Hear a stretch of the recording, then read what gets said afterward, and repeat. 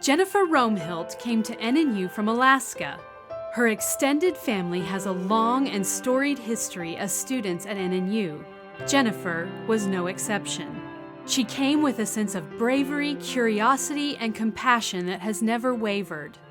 As a young woman sensing a call to Christian ministry, Jennifer was encouraged by her NNU mentors to think outside the walls of traditional ministry. If she did so, there would be a place for her.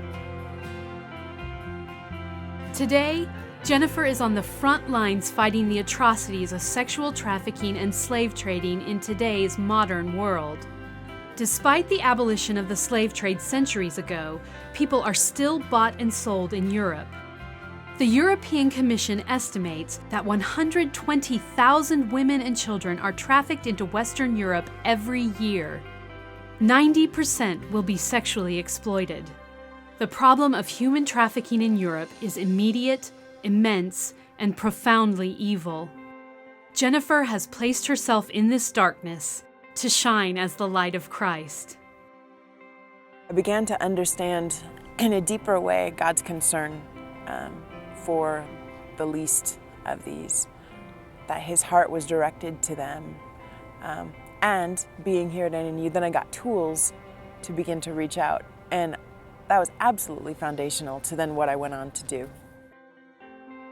Jennifer found herself in Athens, Greece, and discovered a ghost culture of slavery and sexual exploitation. How did I know that I was supposed to be working with victims of sex trafficking? And it was never an intentional plan. It wasn't something that God had been like building on into a 5-year plan for me. God brought me into contact with a woman in prostitution. And seeing this woman became then the source of a prayer in my heart. It's like, okay, God, so I know there are women in prostitution in this area, and what is it that you want to do? Through the work of Jennifer, her husband Mats, and scores of others, Christians across the European continent are working to bring hope and help to those vulnerable and victimized by human trafficking.